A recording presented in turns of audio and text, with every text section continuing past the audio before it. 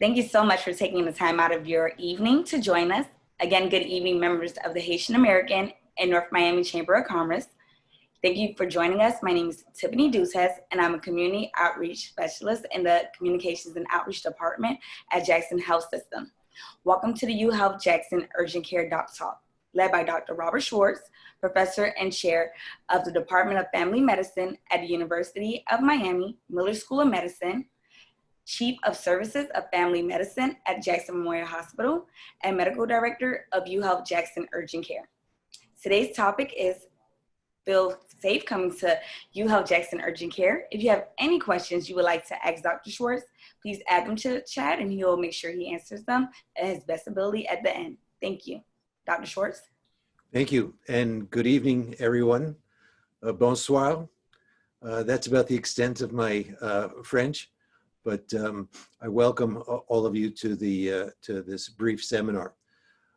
Really, what I want to tell you is that it's very clear to me that, especially since I see patients on a regular basis, that people in the community have been very afraid to come to our urgent care facilities and to the hospital and to the emergency room. There's obviously a lot of anxiety about possibly getting the COVID-19 virus when they come to these sites, and we've seen the numbers drop off dramatically, except in our emergency room, where because of the recent surge in the virus, people who are very sick have been coming to the ER.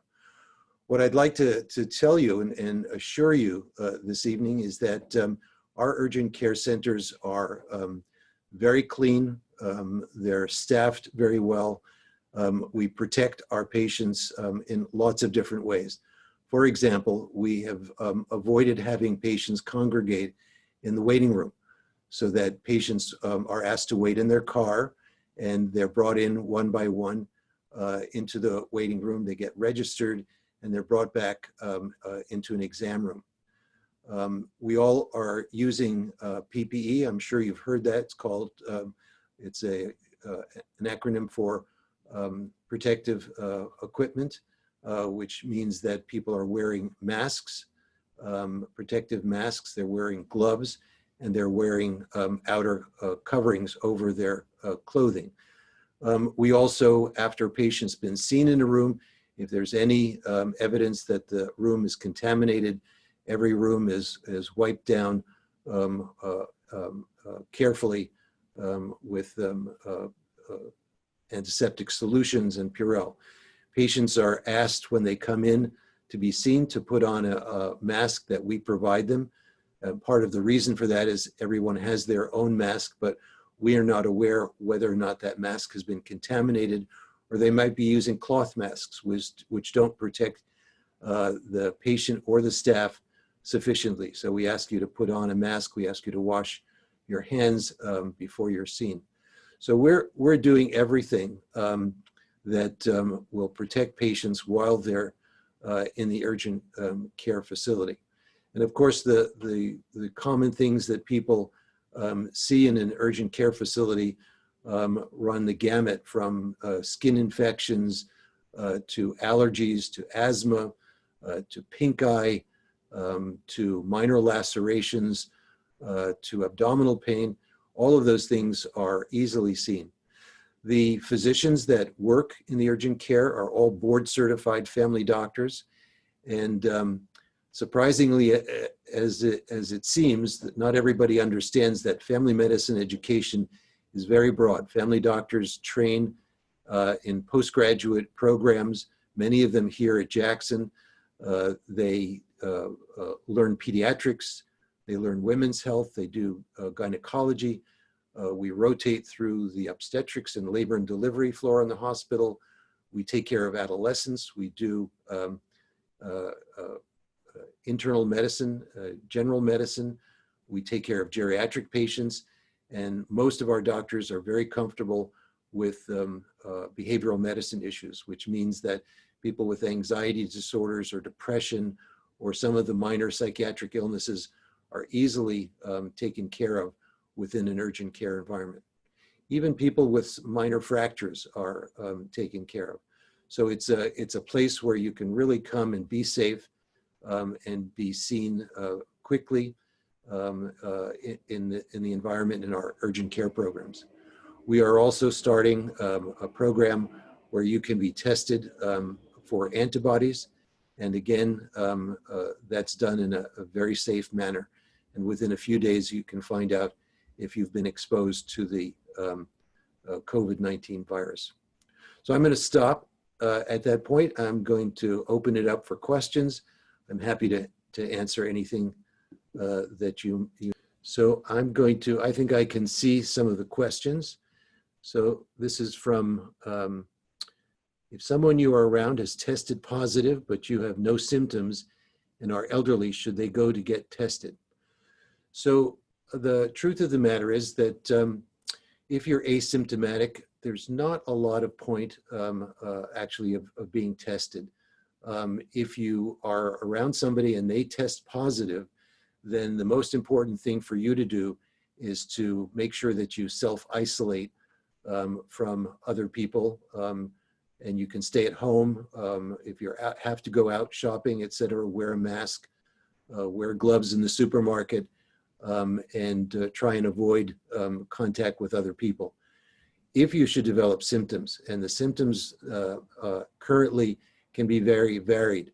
In the beginning of the pandemic, people were concerned about high fever, dry cough, and shortness of breath. As the virus has penetrated into the community, we've seen that people develop other symptoms: diarrhea, muscle aches and pains, headache, and extreme fatigue. So if you develop any of those symptoms, then it makes sense to go and get tested.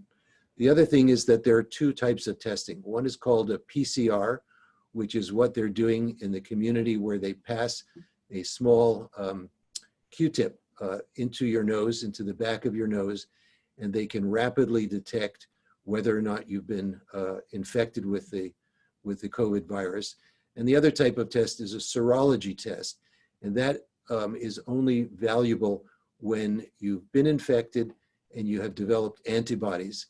And once your body develops antibodies, then the serology test becomes more accurate. Dr. Schwartz, I'm back. Sorry, we had some technical issues on my side, but we do have some questions coming in, so please keep them coming. The next question we have is, do you think this is airborne now? I'm sorry, I didn't. Do you think that the coronavirus is airborne now? Oh, I believe that the virus has been airborne all along, and that really is the most significant reason why wearing a mask out in public is so important. And I have my own bias in the sense that many people are now using scarves to protect themselves, or they're using a cloth mask. And unfortunately, I don't think it's as good as the regular masks. I think I have one here. So this type of surgical mask is actually better than a cloth mask. And if you're able to find a mask called an N95, that is even better in terms of protecting yourself. Thank you very much, Dr. Schwartz. So we have another question. Does a person need 2 negative tests to return to work? Most places of work are requiring 2 negative tests, usually 48 hours apart. If you've had the virus and you've tested positive, the standard time framework is now 10 days after of your initial symptoms, and then 3 days without any fever, without any symptoms, and then you go and get tested. And if that test is negative and you have another test 48 hours later, then you can return to work. Most people actually need a doctor's note to return to work and to show their employer that they have negative tests. That's very good to know. So we also have another question. I know you touched on this about the mask just a minute ago, but what type of protective gear do you recommend while running errands? Well, I think that definitely, obviously, as I mentioned, wearing a mask is important. Using gloves is useful. If you don't have access to gloves, then certainly carrying a small bottle of Purell with you so that you can make sure that after you touch things, doorknobs, packages, car door handles, that you clean your hands carefully. Many people also, for example, that you see that I'm wearing surgical scrubs now, and the hospital has mandated that all healthcare providers wear scrubs so that when we get home at night, we take them off and throw them right into the washing machine. So that's another thing to consider, that if you're out in public a lot, if you're in supermarkets, if you're in places where you're in contact unavoidably with other people, you might wear clothing that's easily washable. Very good to know. And the other thing I would say, and although there's no specific proof, but another thing is not wear your shoes that you're walking around outside with, bring them into the house. Okay. Either you leave your shoes outside, or if you bring them in, then bring them into your laundry room and disinfect the soles of the shoes. Awesome. So I see we have some new participants. I just want to welcome everyone. My name is Tiffany Dutes. This is Dr. Schwartz, and we're answering questions now regarding feeling safe at Jackson Urgent Care. So please feel free to add any questions you have in our chat. So we have another question, Dr. Schwartz, which is, do you need an appointment to go to an urgent care? No, you don't need an appointment. You will eventually, we will give you the addresses and the phone numbers of all of the urgent care sites. I would say that just from a logical point of view, you might want to call the urgent care before you come, just to see if there are many people waiting, so that you can time your visit. But if you need to go, you do not need an appointment. Thank you. We have another question, which is, this one's really good. It's a two-part question. The first part is, how long does an exam room need to remain vacant after being occupied by a suspected COVID-19 patient? Well, if there is a suspected patient, the room is closed, usually an hour or two.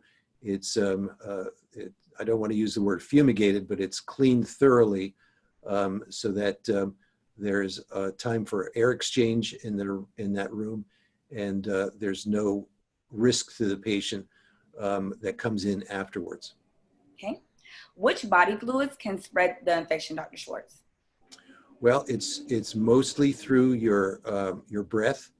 I'm sure many people who've watched TV have seen somebody coughing, or even talking or laughing or shouting. And because our lungs have small, very tiny particles and droplets of fluid, the virus is transmitted much more easily through the air and through our mouth and nose, by sneezing, by coughing, but actually just by talking.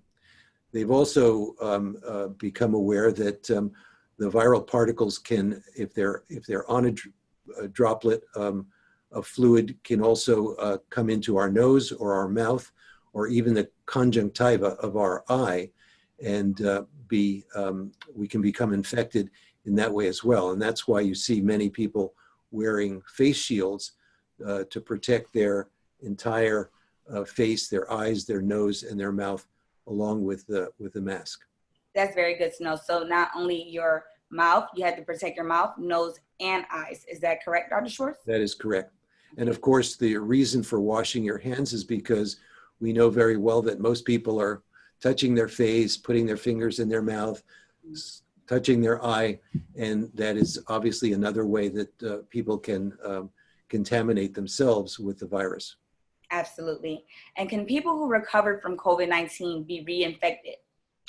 Well, that's a very good question, and we're not exactly sure of the answer to that. Many of our infectious disease specialists feel that the durability of the antibody formation that we have is not going to last for a very long time. It may last for a couple of weeks or a couple of months, but it's part of the reason that in the process of developing a vaccine, it may be that we will have to eventually get vaccines a couple of times a year to maintain our immunity towards the virus. So good question, but we don't know the exact answer at this point. the truth of the matter is, even if you test positive on the serology test and demonstrate that you have antibodies, the recommendations are still going to continue to wear a mask and to be out there protecting yourself as much as possible. Thank you, Dr. Schwartz. And what about the ears? Do they need to cover ears? Is there any protection or anything that says that ears are also at risk?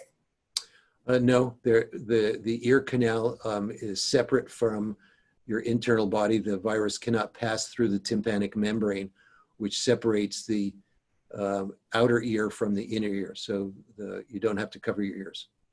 This is a great question as well as a comment. What is your opinion of going to stores and grocery stores and people that are not doing social distancing and going the wrong way in lanes? They get very irritated when they don't, when they don't social distance. So what is your opinion on social distancing and the proper way to shop at the stores? That's a good question. And I've been shopping myself, and I've seen that people don't seem to want to respect the fact that social distancing is important, and people are bumping into each other with their carts and with their bags, etc. I think one has to be prudent and be cautious. And one of the ways of avoiding contact is either to shop early or to shop late. But certainly if one goes to the grocery store and sees a huge line in front of the store, I think that's probably the best time to turn around and go home and wait until the numbers of people in the store are less. And I've seen some of these stores do a much better job than others in the sense that they only allow a certain number of people in the store so that social distancing can be maintained. Unfortunately, as we move along in the pandemic, some of these issues and some of these important instructions become more and more lax in their kind of attention. But if you want to protect yourself, then social distancing, I think, is really an important way to avoid getting the virus. Absolutely, I agree with you. So to answer the question, if you see long lines, you might want to avoid those. So thank you, Dr. Schwartz. We have another question that's really good. If a person tests positive for COVID-19 but has no symptoms or telltale signs, should they test again? Do they need to test until they receive a negative test result before returning to work? Yes, I mean, if you test positive but don't have any symptoms, and I'm sure people have seen that on television, that there are asymptomatic carriers. And those people, unfortunately, that are out there that are not wearing masks, but they're COVID positive, have the ability to infect other people. And so those patients, those people need to take great precaution, not so much for protecting themselves, but for protecting other people.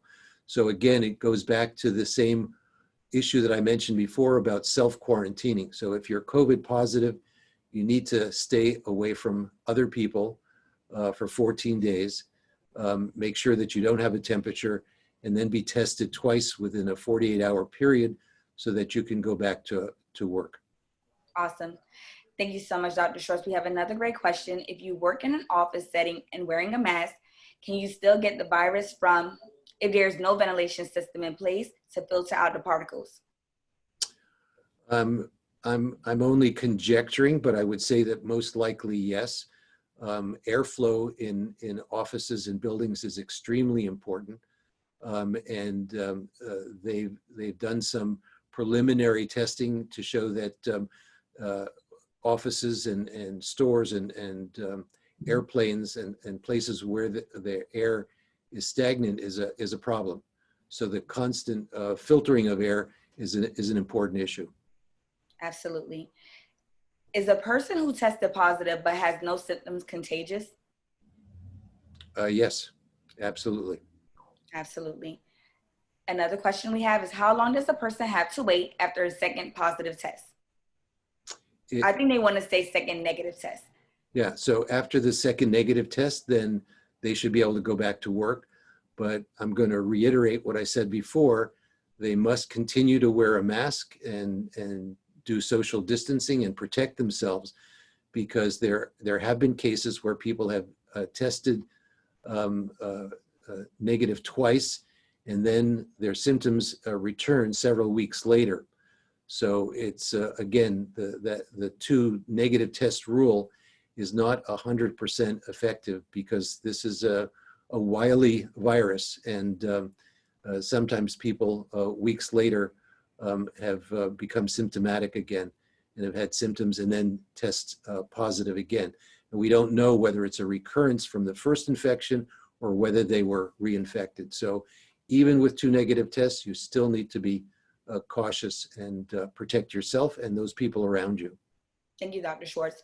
Are there any preventative medications that you can take to help protect yourself from the virus? Unfortunately, most of you know that it was out that a medicine called hydroxychloroquine, which was used for malaria protection and used for patients with immunologic problems, rheumatoid arthritis, was thought to be helpful. There's been no scientific proof that taking hydroxychloroquine is useful. There's another, what I believe is a fallacy, that people have been wanting to take azithromycin, which many people refer to as a Z-Pak, which is an antibiotic. That's only useful if somebody develops a secondary bacterial infection along with the virus. So taking antibiotics for viral infection is really of no use. There are some things, and again, there are not specific science behind it, but many people feel that taking extra vitamin D, taking vitamin C, eating healthy diets, etc., can be useful in helping to boost your immune system. But there is no specific drug other than the medication which most people have heard of, remdesivir, which is an antiviral agent that is not for sale to the public and is only being used in hospital situations intravenously for very sick COVID patients. Thank you, Dr. Schwartz. Is it possible for someone to experience symptoms for one day and the next day be fine? I think so. To some degree, anything is possible. And again, everybody responds to viral infections in a different way.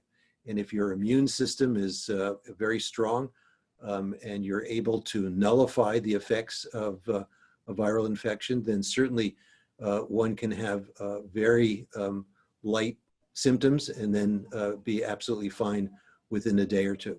Doesn't mean that you don't have the virus and that it's not replicating in your tissues, but it doesn't mean that you may necessarily have all of the specific symptoms that everyone has.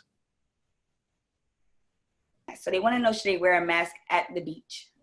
Well, I would say if you're all by yourself at the beach and there's nobody else around, you don't necessarily need to wear a mask. But if you're on the beach and there are other people around you, then definitely you need to wear a mask. Thank you. Can my shoes bring COVID-19 into my home? It's a possibility. We don't know 100%, but it's certainly a conservative way to manage your health by leaving your shoes outside or bringing them in, taking them off and bringing them in and disinfecting the soles in your laundry room. Awesome. We have gotten some questions before. I want to know, now that the COVID antibodies test is widely available, should I get tested? Are there any benefits in getting the test? That's a good question. And I would say that it's important to understand that the antibody test shows that you have developed antibodies to the infection or not. And so if you've never had any symptoms of the infection, there's probably not a significant reason to get the antibody test. However, if you have had symptoms and you've tested positive or not, then getting the antibody test will demonstrate that you have antibodies. And then the important aspect of that is that if you agree and are willing, then you can donate blood. They can take the serum from your blood, which has antibodies, and use that for patients who are in the hospital who are very sick with severe symptoms of COVID-19. The serum has been used around the country, actually around the world, to help people who are severely ill. So you're doing a great community service by being willing to donate your blood for that purpose. We just got a great question. Where can I get an antibody test? You can get an antibody test at our urgent care programs at the North Dade Center, and I believe at our Country Walk site. And also our Keystone location will be pretty great for this chamber. So you also could check out Keystone, and we're going to share a slide at the end that have the address to all 5 of our urgent care centers throughout Miami-Dade County. We have another really good question, Dr. Schwartz. Do I need to wear a mask if I'm visiting my sister who stays at home and doesn't visit anyone else? I think that's really a personal decision. If your sister has not gone out for a couple of months and she has no symptoms, then if she agrees, then certainly you can take your mask off. But to some degree, if you're not sure about your infectivity status, then you may be bringing the virus into her home. So I think it's not unreasonable to be extra cautious in those situations and continue to wear your mask. I know that many people feel uncomfortable about mask wearing, but it really is such an important part of helping to reduce this pandemic. Thank you, Dr. Schwartz. Also, does the antibody test have an expiration time? I'm not sure I understand that question, an expiration time. Antibody test demonstrates that you have, your body's immune system has created a mechanism in your bloodstream to neutralize the virus if you should be exposed to it again. So I think I mentioned this before, we don't know yet how permanent that antibody response is in terms of the length of time. We assume that it's going to last months, but it may not. And just as in comparison, when you get a flu vaccine, and again, I'm going to stress that end of August, September, there will be flu vaccines available for everyone. I think it's imperative during this pandemic season that everybody get a flu shot, which helps to boost your immune system. But the flu shot, to some degree, helps protect you against the flu virus. And in the same way that we're not always sure how long the immune status lasts, and that's why we give it every year, the virus does change and mutate from one year to the next. So it's important to be to err on the cautious side rather than assume that once you've gotten an infection or even a vaccine that you're completely immune. Absolutely. We got a good question. I think I can help you with this one, Dr. Schwartz. How much is the antibody test? Is it covered by insurance? We have the information on our website, and we'll be sharing that at the end. Our website, if you want to jot it down now or wait till later, but it's www.jacksonurgentcare.com. Again, it's www.jacksonurgentcare.com. So Dr. Schwartz, our next question is, my kid's school called me asking if if we would like for him to go in the fall. What is your recommendation? Well, that's the $1 million question. There's certainly a lot of controversy about kids going back to school. And I think to some degree it will be decided by the superintendent and in conference with many of the school leadership. I think that if your child has any type of immune disorder, if your child has recurrent asthma or has significant allergy or any other type of respiratory symptoms, it might be better to keep them home and do home schooling for those children, because I think that there is no proof yet about what the infectivity rate is going to be once school is open and children are back in school. It is known that children have less of a infectivity rate than older adults and the elderly, but children can become carriers of the virus, even if they don't have symptoms, and then bring that virus home to their parents, to their grandparents, to their other caregivers. So I think it's a good question, but I think it's a complicated one because we don't yet have all of the information that we need to make some of these decisions. Thank you, Dr. Schwartz. I remember you answering this question earlier on, but I think that we have some new participants that joined us. So we have a question similar. It says, I share an office with coworkers. Can the AC circulate the virus? Is there a specific special air filter I can buy? I guess the issue is that can you get infected in your office environment? And the answer would be yes. There are filters called HEPA filters, HEPA, which you can put on your desk and which actually, depending on the air filtration system, can be installed in larger room air filters. But I would say that you're still better off wearing your mask at work because the air filtration systems can't always be trusted within office environments. Thank you. If I'm experiencing cold-like symptoms, when should I treat myself at home with over-the-counter medications, and when should I go to the urgent care or ER? Should I be concerned if it's coronavirus? Right.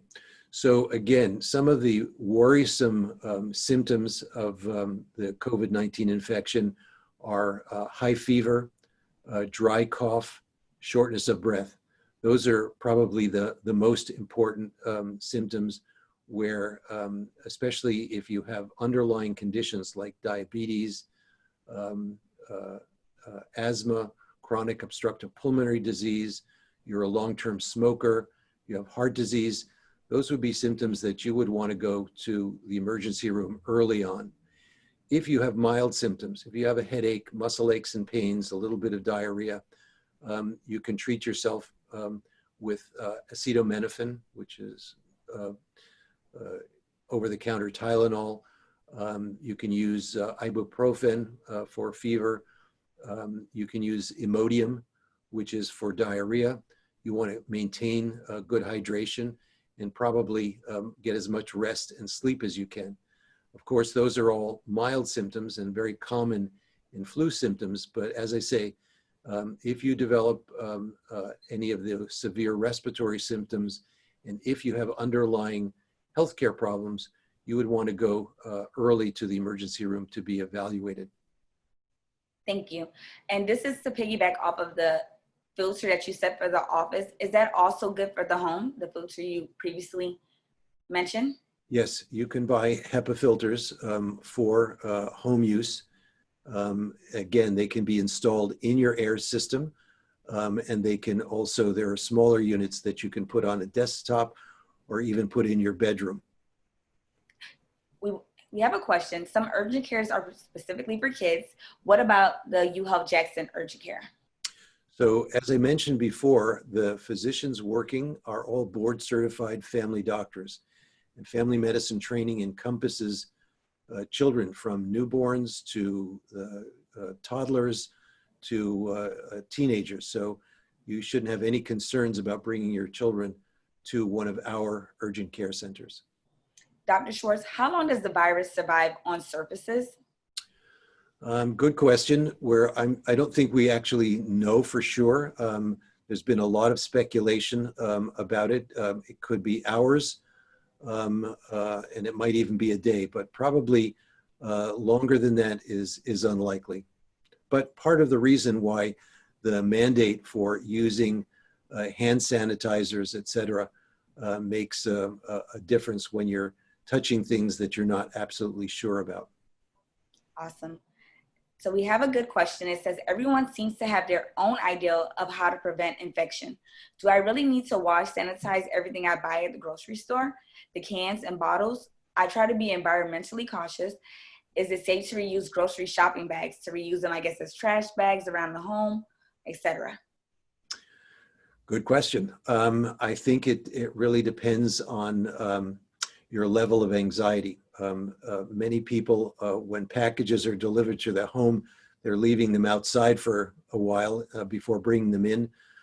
There's not been any real data and any good testing in terms of washing the cans or packages, food packages, etc., when you bring them home from the grocery store. However, the caveat to that is that you don't really know if people who are stocking shelves or putting the fruit out, etc., are COVID positive or asymptomatic carriers. So if you want to be super cautious, then cleaning packages with mild detergent is probably sufficient. I know that my wife makes me, every time she buys some plums, she washes them with a little bit of soap and then hands it to me and won't let me eat it without her cleaning it. So some people are obviously extra cautious about bringing things from outside the house into the house. And I think one has to use their best judgment in terms of protecting yourself from the virus. That's an awesome response, Dr. Schwartz. So if you're going to be doing that, I'm going to be doing that. If it's good for you, it's good for me. There are a lot of urgent care centers. Why should we go to UHealth Jackson Urgent Care? That's a good question. And I'm biased, but I think that one of the major reasons is that our urgent care centers are staffed by board certified family physicians. They are all vetted before they're hired. Our staff are extremely expertise in their abilities. We have radiology services at the urgent cares, which are then backed up by the Jackson and University of Miami radiology team. And when you need referrals, it's very easy to refer into the Jackson or University Health System through our centers. So it's a very comprehensive type approach. If there are issues or questions that a physician has or a staff person has about somebody's health, there's a huge number of people that are there behind the scenes, able to help assist in making a diagnosis or treatment plan, or help people get to the appropriate next level of care if they need it. Thank you, Dr. Schwartz. And I know a lot of participants are going to be able to relate to this next question. Now that we're in summer, my kids are climbing the walls because we cannot go to places we used to go, to movies, beaches, parks. Is it safe to recommend them to take a walk? Yes, I'm a big proponent of exercising and getting out into the parks, maintaining social distancing. If they're involved in playing sports with other children, you might want to coerce them into wearing their masks. And obviously when they get home, washing up and perhaps washing their clothes first thing when they come in the house. But certainly getting out of doors is a good activity for them. And as long as they're not congregating in large groups, I think they're probably safe. Hi, Dr. Schwartz. This is Yasmin. I'm going to jump in since Tiffany's having technical difficulties. Okay. Another question. It says, I stopped smoking shortly before COVID-19 was declared a pandemic. I try to stay active, but it's very hard for me to breathe with a mask on while exercising. Do you have any tips? So I think that if you're exercising outdoors or even in your own home, you don't need to wear a mask as long as you're exercising at a good distance from other people. I can tell you that I ride my bike on the weekends, and I don't wear a mask while I'm outside because the risk of being exposed is very small. So it's okay to be outside exercising without a mask as long as you're not coming in contact with other people. You need to use your common sense, of course, and be cautious.